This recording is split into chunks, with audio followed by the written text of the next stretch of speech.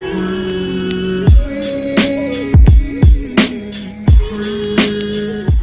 students, as you know we are doing chapter 9 book of original entry journal.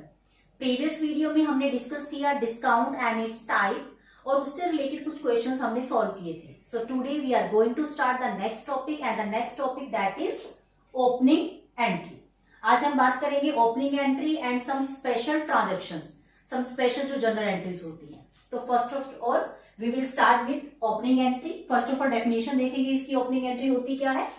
Opening entry that is a compound entry. Compound means कोई भी ऐसी transaction जिसमें more than 2 account होते हैं. It may be 3, it may be 4, it may be 10, it may be 20. ठीक है, compound entry होती है आपकी जो ओपनिंग एंट्री होती है which carry forward all the balance of assets and liability. और जिसमें हम किसका बैलेंस लेके आते हैं? एसेट्स और लाइबिलिटीज का previous year to the current year. It means opening entry that is a compound entry जिसमें हम बैलेंस को फॉरवर्ड करते हैं एसेट्स और लाइबिलिटीज के, जो कि प्रीवियस ईयर का बैलेंस है उसको हम करंट ईयर में ट्रांसफर करते हैं. इट मींस सपोज करो we all know accounting year it means 1 April to 31 March. 31 मार्च को आपने अपने अकाउंट क्लोज किए. जब आप अकाउंट क्लोज करते हैं तो कुछ ना कुछ बैलेंस एसेट्स का होगा और कुछ बैलेंस लाइबिलिटीज का होगा. इट मींस 31 मार्च को जो क्लोजिंग हुई वो नेक्स्ट ईयर आप ट्रांसफर करोगे 1 अप्रैल को. तो 1 अप्रैल को वो जो एंट्री उससे पास होगी, जो एंट्री आप बनाओगे उससे, that entry is known as a opening entry. एक एग्जांपल की हेल्प से इस चीज को सॉल्व करेंगे. The following balance appear in the books of. ठीक है, आपके पास कुछ बैलेंस गिवन है in the books of. Books of किसी भी पर्सन का नेम हो सकता है, राम, श्याम, मोहन. ठीक है, कुछ बैलेंसेस दिए हुए हैं पर्सन की बुक में और जो बैलेंस है वो बैलेंस जो होते हैं वो होते हैं एसेट्स और लाइबिलिटी से रिलेटेड. इट मींस कुछ एसेट्स के बैलेंस गिवन होंगे, कुछ लाइबिलिटीज के बैलेंस आपके पास गिवन होंगे. लाइक दैट एसेट्स में आपके पास दिया हुआ है कैश 15,000, बैंक बैलेंस 5,000, स्टॉक 40,000 और डेटर्स में 2, 3, 4 नेम हो सकते हैं. ठीक है, मोर देन 4 पर्सन भी हो सकते हैं. इट मीन जैसे उसने कहा जो डेटर्स है 14,000 के हैं, एक्स 6,000 और वाई 8,000. तो इस वे में आपके पास एसेट्स का बैलेंस गिवन होगा.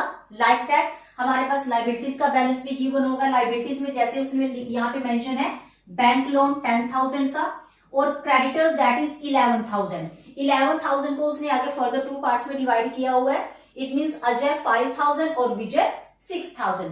तो इस वे में आपके पास बैलेंस गिवन होंगे एसेट्स और लाइबिलिटीज के. उसकी हेल्प से आप ओपनिंग एंट्री पास करते हो. तो ओपनिंग एंट्री पास करने के लिए जितनी भी एसेट्स हैं सबका कौन सा बैलेंस होता है? डेबिट. तो debit what comes in? It means सभी एसेट्स को आप क्या कर दोगे? Debit. Cash account debit. It means cash का balance 15,000, bank balance bank account debit 5,000, stock 40,000 and debtors को आप कंबाइन करके शो नहीं करोगे, उसको आप अलग से शो करोगे. X 6,000 and Y that is 8,000. It means आपने सभी एसेट्स को क्या करना है? डेबिट करना है. एंड जो भी लाइबिलिटीज आपके पास दे रखी है उसको आप क्या कर दोगे? क्रेडिट कर दोगे. It means loan from bank loan है 10,000 से.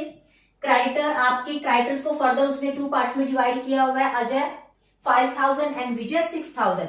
तो दोनों को आप अलग से शो करोगे, अजय 5,000 एंड विजय 6,000. अब देखिए अकाउंटिंग का जो रूल है वो क्या होता है? इट मींस जर्नल का जब आप कोई भी जर्नल जब आप बनाते हो तो उसकी दोनों साइड का जो टोटल है वो इक्वल होता है. लेकिन क्या यहाँ पे दोनों साइड का टोटल इक्वल है?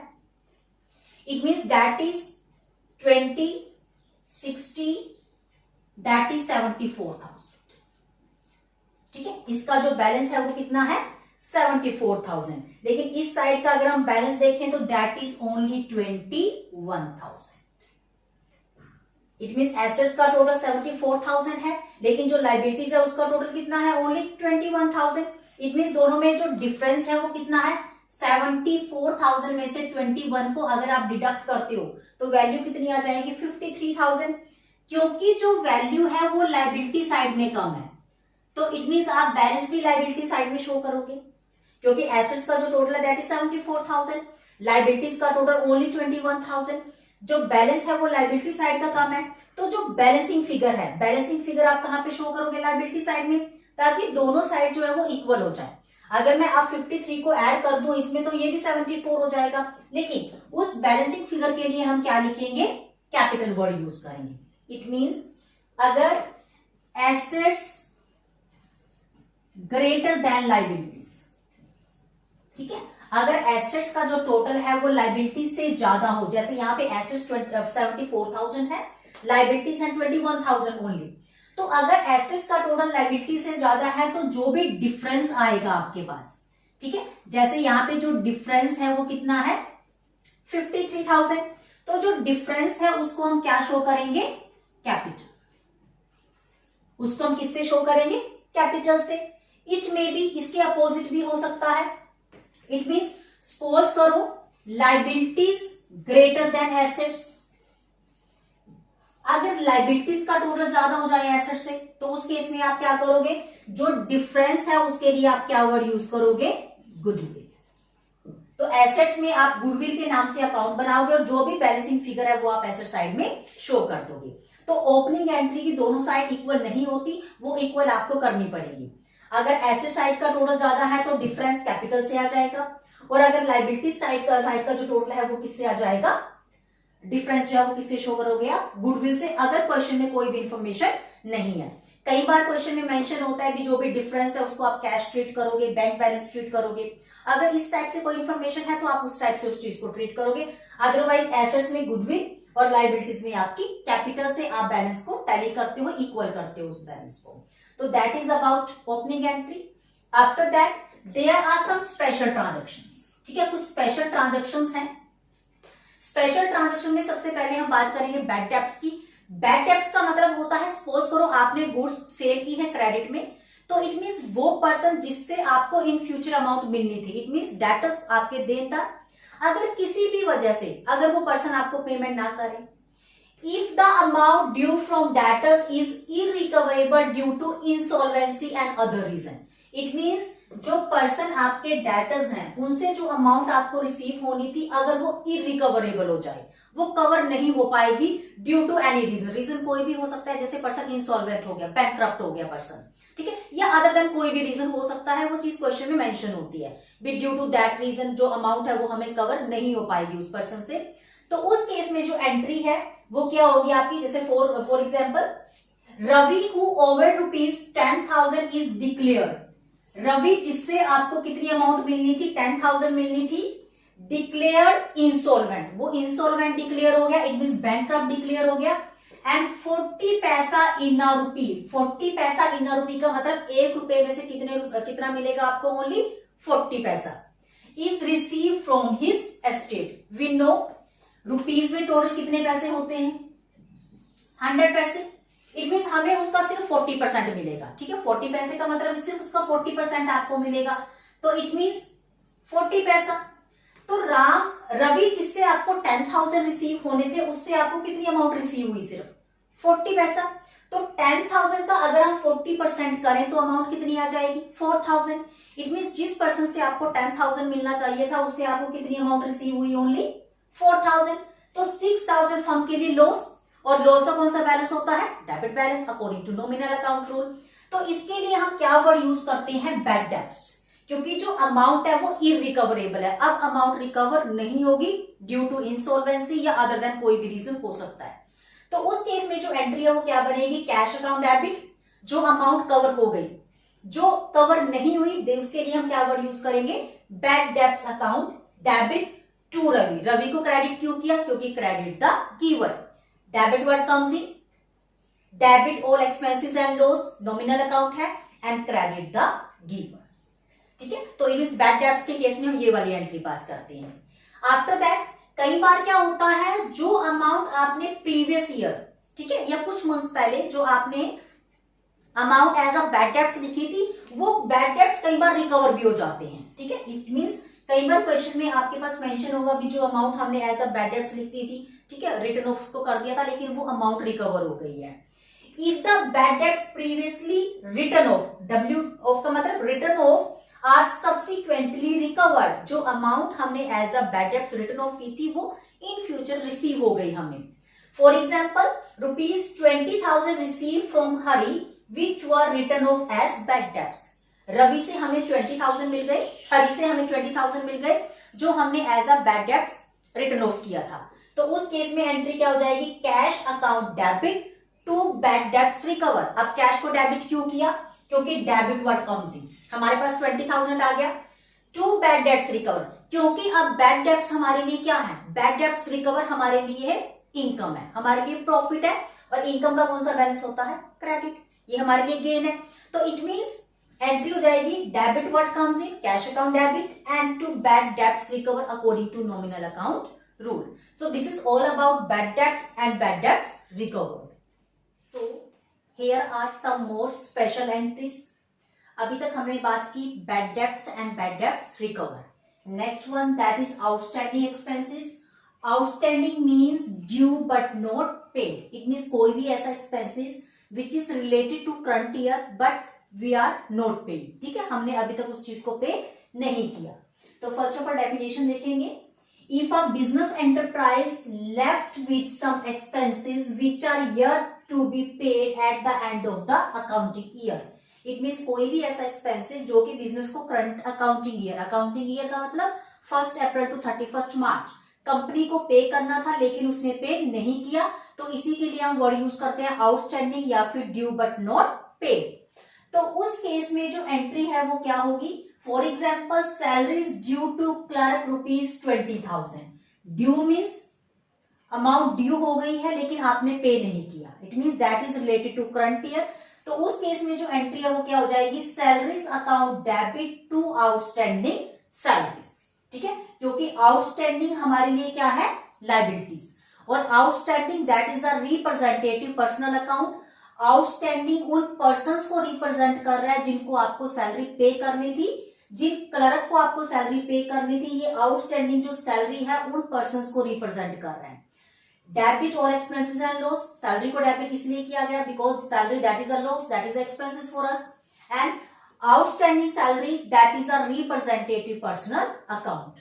After that prepaid expenses.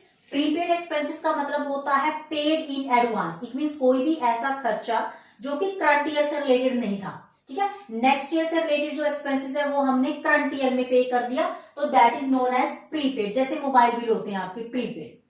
Certain expenses which are related to the next year, कुछ एक्सपेंसेस ऐसे होते हैं जो कि नेक्स्ट ईयर से रिलेटेड होते हैं but have been paid during the current year in advance, लेकिन वो हमने इसी साल एडवांस में पे कर दिया। मेनली इसमें आता है आपका इंश्योरेंस प्रीमियम, ठीक है, क्योंकि जो इंश्योरेंस प्रीमियम है उसकी जो इंस्टॉलमेंट होती है वो ईयर की होती है। सपोज करो अकाउंट आपके 31 मार्च को क्लोज हो गए, लेकिन जो इंश्योरेंस की प्रीमियम आपने पे किया वो आपने पे किया 1 जनवरी टू 31 दिसंबर। इट मीन्स 9 मंथ का जो इंश्योरेंस है वो आपने एडवांस में पे कर दिया, तो it may be quite possible.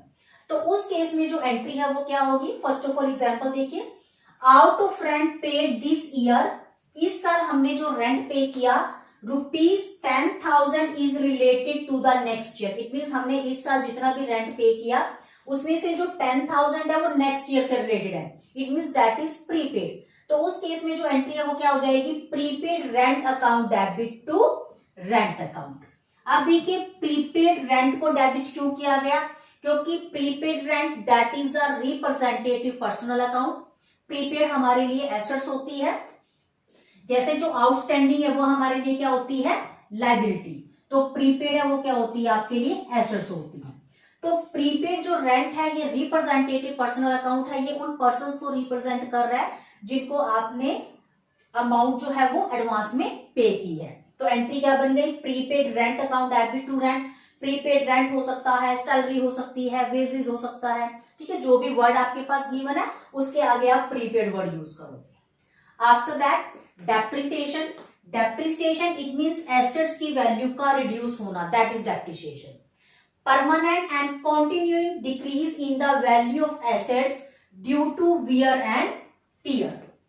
It means permanent और कॉन्टिन्यू। देखिए परमानेंट वर्ड यूज क्यों किया गया, इट मींस सपोज करो एक मशीन आपने 1 लाख में परचेज की, आफ्टर 1 मंथ उसकी जो वैल्यू है वो 90,000 हो गई, ठीक है, एक बार वैल्यू डिक्रीज हो गई 90,000 तो आप उसको दोबारा से 1 लाख पे स्टोर नहीं कर सकते।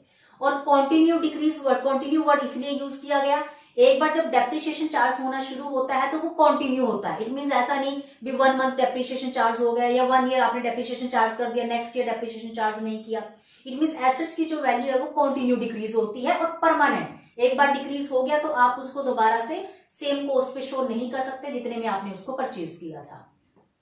तो डेप्रिसिएशन का जो रीजन है वो क्या हो सकता है, wear and tier. Wear and tier का मतलब होता है टूट फूट, डे टू डे आप उसको यूज कर रहे हो तो उसमें जो भी टूट फूट वगैरह होती है, या फिर passage of time, it means पुरानी हो गई कोई चीज, इस वजह से एसेट्स की वैल्यू में जो एसेट्स की जो कॉस्ट रिड्यूस हो जाती है उसको हम क्या बोलते हैं, depreciation. But it is a non cash expenses. Suppose करो आपने बाइक परचेज की 50,000 की, 2 मंथ्स के बाद बाइक की जो मार्केट वैल्यू है वो 40,000 रह गई, तो क्या वो 10,000 आपने किसी को पे किए? नो। इट मींस जो डेप्रिसिएशन है that is a non cash expenses और that is a nominal account. ठीक है, क्योंकि ये लॉस है, आपकी एसेट्स की वैल्यू रिड्यूस हो गई तो दैट इज अ लॉस, तो that is a nominal account. अब देखिए आपके फॉर एग्जाम्पल जैसे उसने कहा प्रोवाइड 10% डेप्रिसिएशन ऑन मशीनरी, आपने मशीन पे 10% का डेप्रिसिएशन चार्ज करना है और मशीन की जो कॉस्ट है वो कितनी है, 50,000। तो अगर आप 50,000 का 10% करते हैं तो वैल्यू कितनी आ जाएगी, 5,000। तो डेप्रिसिएशन की जो एंट्री है वो क्या हो जाएगी, depreciation account debit to machinery. अब डेप्रिसिएशन को डेबिट क्यों किया गया, because that is a nominal account. According to nominal account debit और लॉस एंड एक्सपेंसेस, क्योंकि डेप्रिसिएशन हमारे लिए लॉस है, बिजनेस के पॉइंट ऑफ व्यू से लॉस है, तो आप डेप्रिसिएशन को क्या करोगे, डेबिट करोगे। और टू मशीनरी, मशीनरी पे आपने डेप्रिसिएशन चार्ज किया। एसेट्स की वैल्यू जब रिड्यूस होती है अकॉर्डिंग टू अमेरिकन अप्रोच, अगर एसेट्स की वैल्यू डिक्रीज हो जाए तो आप उसको क्या करते हो, क्रेडिट करते हो। ठीक है, डेप्रिसिएशन किसी भी एसेट्स पे चार्ज हो सकता है, वो डिपेंड करेगा आपके पास क्वेश्चन में क्या इन्फॉर्मेशन गिवन है। परसेंटेज कुछ भी हो सकती है, 10%, 15%, 20%, कुछ भी आपके पास इन्फॉर्मेशन हो सकती है उससे related. After that interest on capital. Interest on capital, it means interest on capital का मतलब ओनर ने जो कैपिटल लगाई बिजनेस में, आप उस पे उसको इंटरेस्ट पे कर रहे हो। अब देखिए ओनर के पॉइंट ऑफ व्यू से, अगर हम बिजनेस एंटिटी कंसेप्ट की बात करें, ओनर अलग है, बिजनेस अलग है, तो ओनर के पॉइंट ऑफ व्यू से तो ये इनकम है, interest on capital, but business के पॉइंट ऑफ व्यू से दैट इज अ एक्सपेंसेस। ठीक है, तो हमें जो एंट्री है वो बिजनेस के पॉइंट ऑफ व्यू से करनी है। इंटरेस्ट ऑन कैपिटल, अगर हम बिजनेस की एक्चुअल एफिशिएंसी देखना चाहते हैं कि जो बिजनेस है वो एक्चुअल में प्रॉपर वे में काम कर रहा है या नहीं कर रहा है, तो इंटरेस्ट ऑन कैपिटल माइनस करने के बाद उसके पास रियल प्रॉफिट्स आते हैं। Profit after charging interest are the real profit earn by the business. Charge मतलब माइनस, प्रॉफिट में से जब हम इंटरेस्ट ऑन कैपिटल को माइनस कर देंगे तो उसके बाद एक्चुअल प्रॉफिट बिजनेस के आप कैलकुलेट कर सकते हो। तो इस केस में हम क्या करेंगे, जैसे हमने करना है प्रोवाइड 15% इंटरेस्ट ऑन कैपिटल, आपको इंटरेस्ट ऑन कैपिटल कितना चार्ज करना है, 15%, अमाउंटिंग ₹10 लाख। अमाउंटिंग ₹10 लाख का मतलब बिजनेस में 10 लाख की कैपिटल इन्वेस्टेड है, उसके ऊपर आपको 15% इंटरेस्ट चार्ज करना है। तो अगर हम 10 लाख का 15% करें तो अमाउंट कितनी आ जाएगी, 1,50,000। तो जो जर्नल है वो क्या बनेगी, interest on capital account debit to capital. अब इंटरेस्ट ऑन कैपिटल को डेबिट क्यों किया गया, because that is a loss, that is a expenses according to business point of view. Business के लिए ये खर्चा है, ये एक्सपेंसेस है, और नॉमिनल अकाउंट के अकॉर्डिंग हम इसको क्या करेंगे, डेबिट करेंगे। और कैपिटल को क्रेडिट क्यों किया गया, अकॉर्डिंग टू अमेरिकन अप्रोच, अगर कैपिटल की वैल्यू इंक्रीज होती है तो हम उसको क्या करते हैं, क्रेडिट करते हैं। It means interest on capital पे कौन से अकाउंट का रूल फॉलो हो गया, nominal account, because that is expenses. और कैपिटल क्योंकि इंक्रीज हुई है, अगर कैपिटल इंक्रीज होती है तो हम कैपिटल को क्या करेंगे, क्रेडिट करेंगे।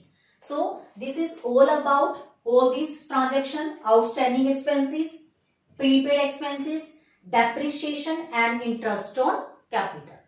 So here are few more transactions. First, interest on drawings. अब देखिए interest on drawing, interest on capital business के लिए एक्सपेंसेस है, like that interest on drawing जो है वो बिजनेस के लिए क्या होती है, इनकम। ड्रॉइंग का मतलब होता है प्रोप्राइटर ने अपने पर्सनल यूज के लिए कुछ मनी विड्रॉ की और उसके ऊपर वो इंटरेस्ट पे कर रहा है बिजनेस को, तो बिजनेस के पॉइंट ऑफ व्यू से interest on drawing that is a income. Such interest is an expenses for the proprietor, proprietor के लिए क्या है ये expenses, but that is a gain to the business. Gain मतलब रूटीन में नहीं होता, कभी कभार रेकरिंग नेचर का क्योंकि नहीं होता, ठीक है, that is a gain to the business. तो इंटरेस्ट ऑन ड्रॉइंग के केस में जो जर्नल है वो क्या होगी, जैसे सपोज करो चार्ज इंटरेस्ट ऑन ड्रॉइंग ₹8,000, आपको ड्रॉइंग्स के ऊपर इंटरेस्ट चार्ज करने के लिए बोला गया है 8,000। तो उस केस में जो एंट्री है वो क्या बनेगी, drawings account debit to interest on drawings. Drawings account debit to interest on drawings, drawing जो है पर्सन को रिप्रेजेंट करती है, एंड इंटरेस्ट ऑन ड्रॉइंग क्योंकि बिजनेस के पॉइंट ऑफ व्यू से इनकम है, और इनकम का कौन सा बैलेंस होता है, क्रेडिट। और उसके बाद आप नरेशन लिखोगे, interest charged on drawings. After that expenditure on the installation of machinery और on the erection of a building. It means किसी भी एसेट्स के ऊपर जब कोई खर्च होता है, सपोज करो आपने बिल्डिंग जो है बिल्डिंग की रिपेयर करवाई, ठीक है, या फिर आपने जो मशीन परचेज की थी उसके कैरेज का आपने खर्चा दिया, उसके किराए का जो एक्सपेंडिचर है वो आपने दिया, या उसको इंस्टॉल कराने के ऊपर कुछ एक्सपेंडिचर्स हो गए, तो उस केस में उसको आप कैसे ट्रीट करोगे, क्योंकि मशीनरी और बिल्डिंग हमारे लिए क्या है, एसेट्स। तो इट मीन्स कोई भी एक्सपेंडिचर हो बिल्डिंग पे या आपकी मशीनरी पे, लाइक कैरेज, कैरेज मीन्स किराया, इंस्टॉल करने के ऊपर कोई खर्चा हो जाए, फ्रेट, ट्रांजिट, इट मीन्स आप जो एसेट्स है या जो मशीन है वो आप फैक्ट्री से अपनी कंपनी तक लेके आए, या वेजेस वगैरह, ठीक है, कुछ भी खर्चा अगर इसके ऊपर हुआ है at the time of purchase, जब आपने उसको परचेज किया, तो उसको भी हम क्या मान के चलेंगे, capital expenditure.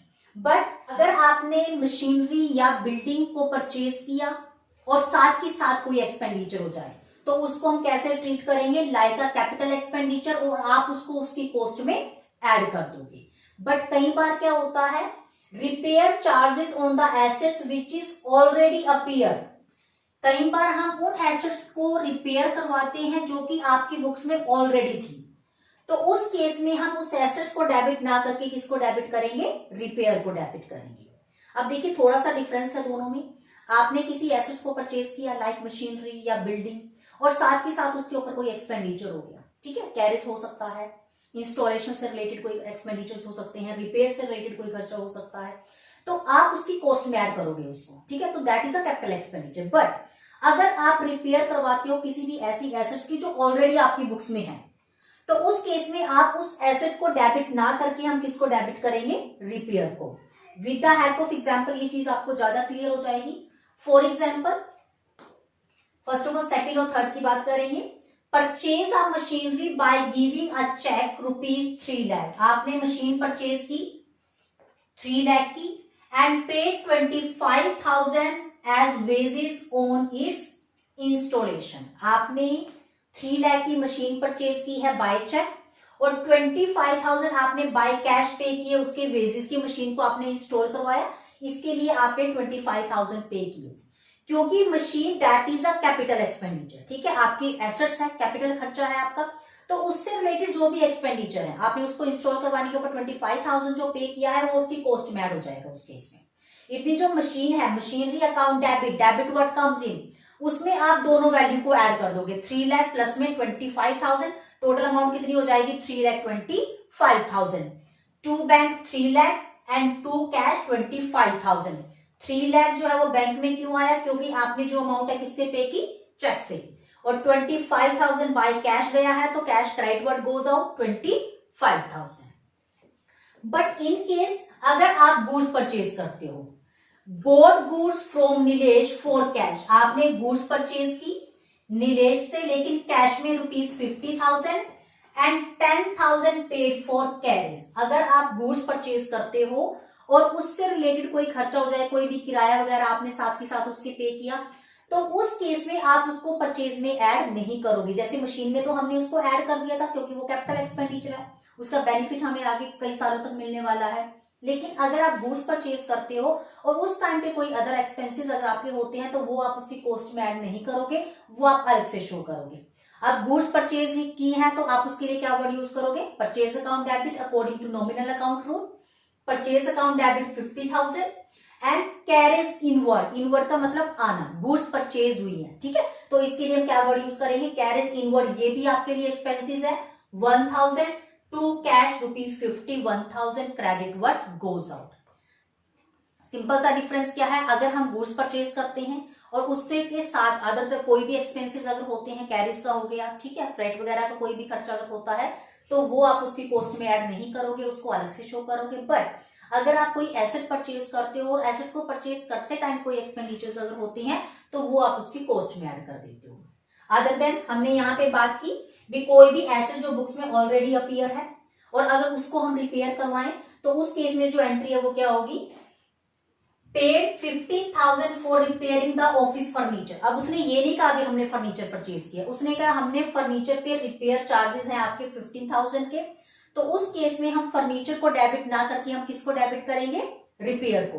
Repair account debit to cash. Repair को डेबिट क्यों किया, because that is expenses according to nominal account rule. And credit what goes out, और जो नरेशन है वो क्या बन जाएगी, payment made for repair of furniture. It means आपने रिपेयर को डेबिट तब करना है अगर एसेट्स ऑलरेडी आपकी बुक्स में है और आप उसको रिपेयर करवा रहे हो उसे। लेकिन अगर रिपेयर या इंस्टॉलेशन के खर्चे साथ ही साथ हो जाएं, जैसे ही आपकी एसेट्स परचेज होती है तो उस केस में आप उस एसेट को ही डेबिट करोगे टोटल अमाउंट से। So this is all about the special entries, interest on drawing, expenditure on installation of machinery या कोई भी fix assets. In the next video we will discuss about some special entry related to goods। ठीक है, goods के case में further क्या क्या transactions हो सकती हैं। Till then revise all the entries, जो भी ट्रांजेक्शन्स अभी तक हमने पास की हैं, ठीक है, जो भी एडजस्टमेंट्स आप लोगों को सिखाई गई हैं।